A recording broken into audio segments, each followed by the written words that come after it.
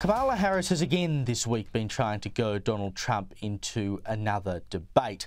After their first debate on the ABC, of course, the thing had barely finished before her campaign team were out saying that they needed a rematch. They sent an email out to supporters saying under the bright lights the American people got to see the choice they will face this fall at the ballot box between moving forward with Kamala Harris or going backwards with Trump. That's what they saw tonight and what they should see at a second debate in October. Vice President Harris is ready for a second debate. Is Donald Trump? The question, though, isn't really whether Trump is ready for another debate. It's whether Trump wants to give her another opportunity to show herself off to the American public.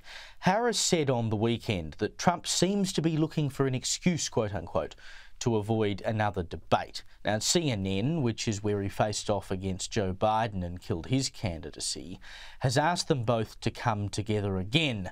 Harris told a fundraiser, "I accepted an invitation to debate in October, which my opponent seems to be looking for an excuse to avoid when he should accept.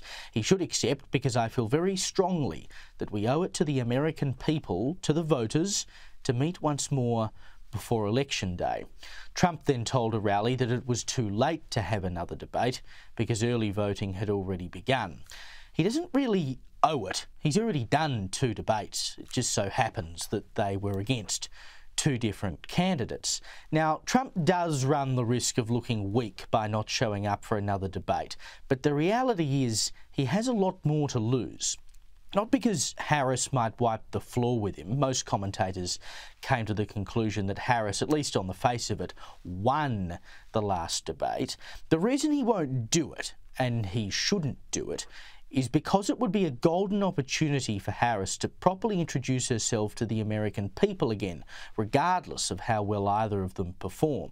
As I said after their first debate, the whole reason they immediately called for another one, Harris's team called for another one, is because she needs another one. If she'd done really badly at the first debate, then she wouldn't touch another one with a barge pole. She wouldn't want one.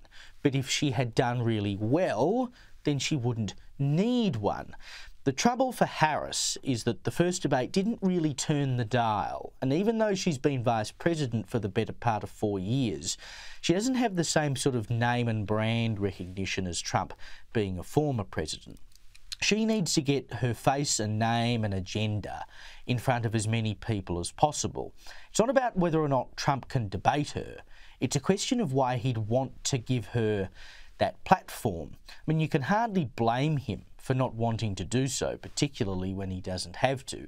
And Harris's claims that he's too scared to front up or trying to find excuses not to debate again is a bit rich when she's essentially allergic to the media herself. I mean, she could talk to every big-name broadcaster in America if she wanted to, but she is the one who is scared of showing up. Until now, she'd done one sit-down interview with Dana Bash on CNN, but of course she had Tim Waltz there to hold her hand. Her first solo interview was with a local ABC station in Pennsylvania, not a national thing, a local TV station, and she's also been popping up on a few local radio stations. Then last weekend she did that weird broadcast with Oprah, which mostly involved celebrities falling all over her, but she finally managed to do her first solo national interview during the week on friendly ground again, though, with MSNBC's Stephanie Ruhle. That'd be the same Stephanie Ruhle who just a week ago called Trump a threat to democracy and basically said Harris doesn't need to answer any questions. I just said I'm not going to vote for her. Is not running for perfect. She's running against Trump. We have two choices. And so there are some things you might not know her answer to. And in 2024, unlike 2016 for a lot of the American people, we know exactly what Trump will do, who he is, and the kind of threat he is to democracy. You don't need to know what she thinks because you know what he thinks. Great strategy. And next thing, she has an interview with Harris. And lo and behold, after basically saying that Harris doesn't need to answer questions, she discovered that Harris doesn't answer questions. Talk about that answer. I do, but here's what's a little tricky. she doesn't answer the question around if the GOP is controlling the Senate, if she can't raise corporate taxes, where is she going to get the money from, to expand the child tax credit and do all the things she wants to do. And she says, we just have to do it. And that's great, and that's a campaign promise. But the issue is, if it means we're just going to borrow again, then what we're doing is we're just never addressing the deficit. And back in the days when you were a proud Republican, debts and deficits mattered. Now, it was a pretty friendly chat, so there isn't a great deal of groundbreaking content I can bring to you, but she repeated her lies that Trump delivered the worst unemployment since the Great Depression and lost manufacturing jobs. Polling shows that most likely voters still think Donald Trump is better to handle the economy. Why do you think that is? Well, here's what I know in terms of the facts.